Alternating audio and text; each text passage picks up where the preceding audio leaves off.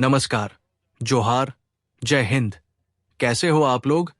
तो आज की इस वीडियो में आप सभी के लिए एक बार फिर से बेहद बड़ी और अहम अपडेट निकलकर सामने आई है। और इस बार अपडेट सिर्फ एक योजना को लेकर नहीं बल्कि दो सबसे महत्वपूर्ण योजनाओं को लेकर है, जिनका सीधा फायदा लाखों लोगों को मिलने वाला है। इसलिए आप सभी से निवेदन है कि इस जानकारी को ध्यान से अंत तक जरूर सुनिए, क्योंकि इसमें हर एक पॉइंट आपके लिए जरूरी है।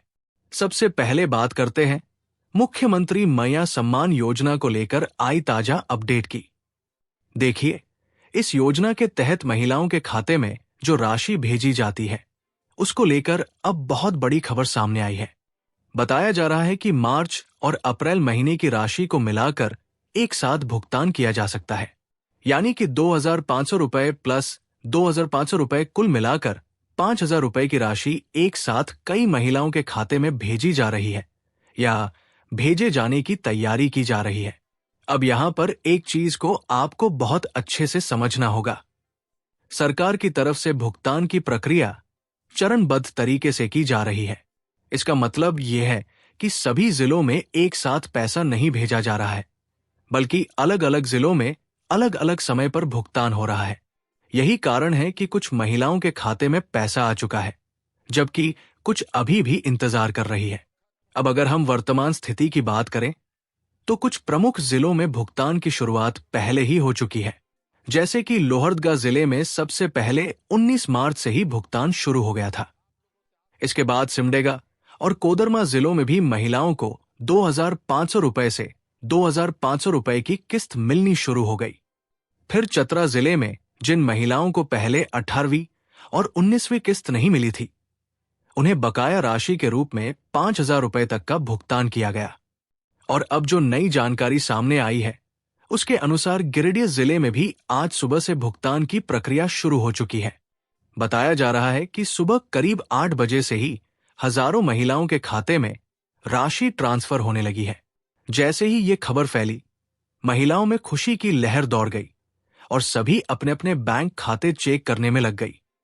अब यहां पर एक बहुत महत्वपूर्ण सवाल ये बनता है कि जिन महिलाओं को अभी तक पैसा नहीं मिला है, उन्हें क्या करना चाहिए? तो सबसे पहले बात, घबराने की बिल्कुल भी जरूरत नहीं है, क्योंकि सरकार की तरफ से साफ निर्देश जारी किए गए हैं कि सभी पात्र महिलाओं को इस योजना का लाभ दिया जाएगा। अगर आपके खाते में अभी तक पैसा नहीं आया है, तो इसका मतलब सिर्फ इतना है कि आपका भुगतान अगले चरण में होगा। आपको थोड़ा सा इंतजार करना है और साथ ही कुछ जरूरी चीजों का ध्यान भी रखना है। सबसे पहला और जरूरी काम है अपने बैंक खाते को नियमित रूप से चेक करना, क्योंकि कई बार ऐसा होता है कि पैसा आ जाता है लेकिन जानकारी देर से मिलती है। इसलिए समय समय पर अपना खाता जरूर चेक करते रहें। दूसरा जरूरी काम है अपने बैंक खाते को आधार से लिंक करना। अगर आपका खाता आधार से लिंक नहीं है, तो आपका भुगतान अटक सकता है। तीसरा काम है डीबीटी यानी डायरेक्ट बेनिफिट ट्रांसफर को सक्रिय करना। अगर डीबीटी चालू नहीं है, तो पैसा ट्रांसफर नहीं होगा। चौथा महत्वपूर्ण काम है अपने दस्तावेजों की जांच करना।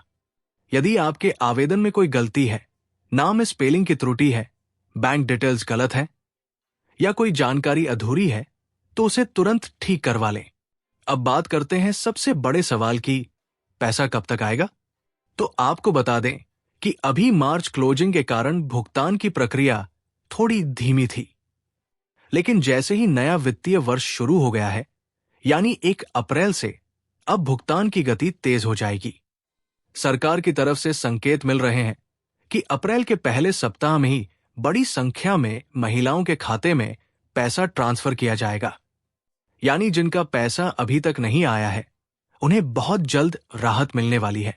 अब एक और महत्वपूर्ण सवाल जो महिलाओं के मन में है, अगर मार्च महीने का पैसा नहीं मिला, तो क्या अप्रैल का मिलेगा? तो इसका जवाब है हां, बिल्कुल मिलेगा। बल्कि कई मामलों में दोनों महीनों की राशि एक साथ भी मिल सकती है, जैसा कि अभी कुछ जिलों में देखने को मिल रहा है। अब बात करते हैं दूसरी बड़ी योजना की, यानी पेंशन योजना। इसमें वृद्धा पेंशन, विधवा पेंशन और विकलांग पेंशन शामिल है। अभी तक इन योजनाओं के तहत लाभार्थियों को लगभग 1,000 रुपए के आसपास की राशि मिलती है, लेकिन अब इसे बढ़ाकर 2,500 रुपए करने की मांग तेज हो गई है। सरकार के सामने ये मुद्दा उठाया गया है कि जब महिलाओं को 2,500 रुपए की सहायता दी जा रही है, तो बुजुर्गों, विधवाओं और दिव्यांगजनों को भी समान राशि मिलनी चाहिए। इस पर विचार विमर्श चल रहा है और संभावना जताई जा रही है कि आने वाले समय में पेंशन राशि में बढ़ोतरी की जा सकती है। हालांकि अभी तक इस पर अंतिम निर्णय नहीं लिया गया है, लेकिन जिस तरह से मांग बढ़ रही है, उससे ये उम्मीद की जा सकती है कि सरकार जल्द ही इस पर कोई बड़ा फैसला ले सकती है। अब इसके साथ साथ एक और महत्वपूर्ण अपडेट सामने आई है।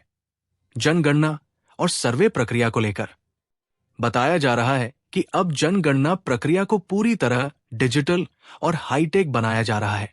इसमें जियो मैपिंग तकनीक का इस्तेमाल किया जाएगा, जिससे हर घर की लोकेशन डिजिटल रूप से रिकॉर्ड की जाएगी। इसका सबसे बड़ा फायदा यह होगा कि कोई भी घर छूटेगा नहीं और किसी की 2 बार गिनती भी नहीं होगी। साथ ही इससे सरकारी योजनाओं का लाभ सही लोगों तक पहुंचाने में भी मदद मिलेगी। इसके अलावा SIR यानी विशेष गहन पुनरीक्षण की प्रक्रिया भी शुरू होने जा रही है।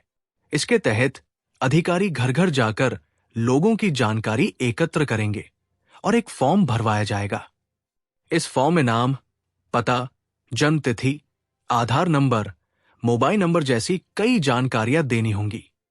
इसलिए जब भी ये प्रक्रिया आपके क्षेत्र में शुरू हो, तो सही और पूरी जानकारी दें, ताकि भविष्य में किसी भी योजना का लाभ लेने में कोई परेशानी न हो। अब अंत में एक बार फिर से मुख्य बातों को समझ लेते हैं। मुख्यमंत्री मैया सम्मान योजना के तहत भुगतान शुरू हो चुका है और धीरे धीरे सभी जिलों में पैसा भेजा जा रहा है। कुछ जिलों में 2,500 रुपए मिल रहा है, तो कुछ में 5,000 रुपए तक की राशि दी जा रही है। जिन महिलाओं को अभी तक पैसा नहीं मिला है, उन्हें घबराने की जरूरत नहीं है, बल्कि अपने दस्तावेज सही रखने हैं और थोड़ा इंतजार करना है।